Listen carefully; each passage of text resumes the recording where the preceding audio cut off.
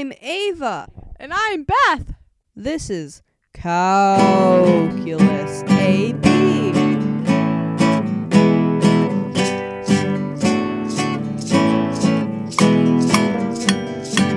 Are you ready to graph this function? I am.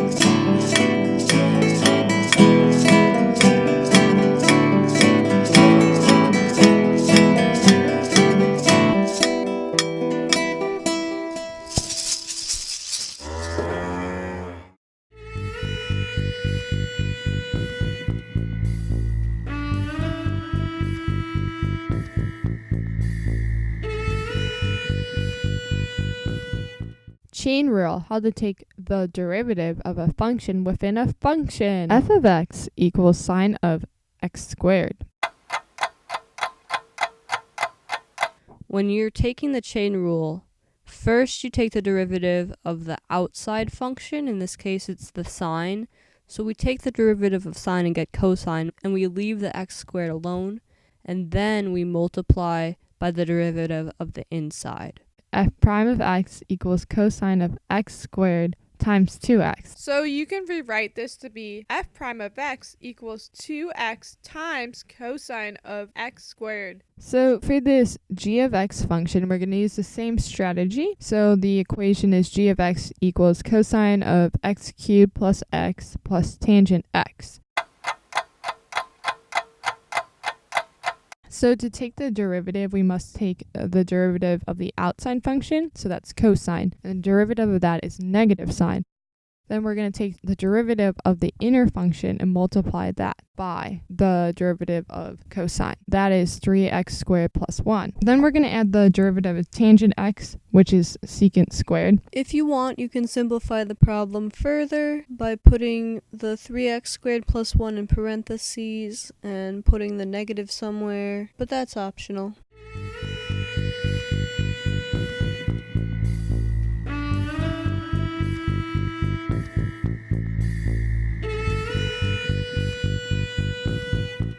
Okay, so this is a proof for trig derivatives. For some people, it helps to see a proof that explains why things are the way they are. So I graphed sine of x, and then I took the derivative of the graph. So I graphed all the places where the slope was horizontal, and I put that as the x-intercepts of the derivative, and then I connected all the dots, and it turned into a graph of cosine of x. What is up? That's right. The derivative of sine of x is cosine of x. And you can see that graphically. It is a fact of life that you should always know in calculus. Also, I'm not going to show it to you, but if you were to graph cosine of x and then graph the derivative of it, you would get negative sine of x. So now, how can we apply what we know? So if you take y equals tan of x, and then try to find the derivative of tan of x, well, since we know the derivatives of sine of x and cosine of x, we can just split tan into that, because tan is essentially sine of x over cosine of x. And then we use quotient rule, which we taught to you in a previous episode, and I'm not going to go through all of that again, but it's going to simplify to cosine squared x plus sine of squared x over cosine squared x. And if you know from trig identities from pre-calculus, check our video about that. If you don't know that, cosine squared x plus sine of squared x equals 1. Finally, it simplifies to secant squared x. And that's the end of the proof. I hope you enjoyed. Whoa, that was confusing. Well, you don't need to know how to do that. You just need to memorize these. The derivative of cosine of x is negative sine of x. You can follow the arrows to the right. Just memorize this chart. It's really helpful. And we have another method that's going to also help you. So this is the cover-up method. It doesn't work for sine or cosine, but it works for the other trig identities that we've discussed. So you write secant, tangent, secant for the first line. The second line, negative cosecant, cotangent, cosecant. All you have to do is cover up one of these. Okay, so how the cover-up method works. I mean, if you want to know the derivative of cotangent, then you cover up cotangent, and you look to the left and right, and you multiply those two together. So you see on the left is negative cosecant x, on the right is cosecant x. You multiply those two together, and you get negative cosecant squared x. That's the derivative. The same applies if you were to cover up secant x. because you wanted the derivative of secant x. Then you're left with tan x times secant x, and that's the derivative. Alrighty, we're going to do some more examples. So y equals the square root of tangent of 3x squared. This is a chain rule with 3 different steps.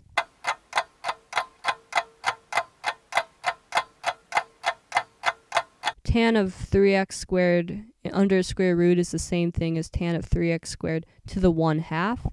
So when there's an exponent there, just like in normal power rule, you need to bring that forward first and then subtract 1 from the exponent in the corner. So you start with that, and then you have to multiply by the derivative of the outside function, the tan, and the derivative of the inside function, the 3x squared. So you take the derivative of this and you get 1/2 square root of tangent 3x squared times, so you have to multiply by the derivative of the outer function, so secant squared 3x squared, and then you're going to multiply by the inner function derivative, 6x. Once again here, I'm just showing you that the square root can be the same thing as an exponent of 1/2. And you can see there's many parentheses that separates the outer and inner functions. F of x equals 4x minus 6 to the 8th power. Basically, you just have to use power rule here and move the 8 down in front of the parentheses and then subtract 1 from 8 in the corner, so you get a 7 there. And then you have to take into account the inside 4x. You take the derivative of that and you multiply by 4. And then that simplifies to 32 in the front, and that's all you have to do. Good to know. So cosine squared x is different from cosine x squared. So cosine squared x is the cosine function squared versus cosine x squared is cosine with the parentheses x squared. They're very different functions, and it's important to know this for chain rule because otherwise you won't be able to do it well. Thank you for watching this video. If you have any questions, please comment it down below or email us at calculus.helpline@gmail.com. And make sure to subscribe and like this video.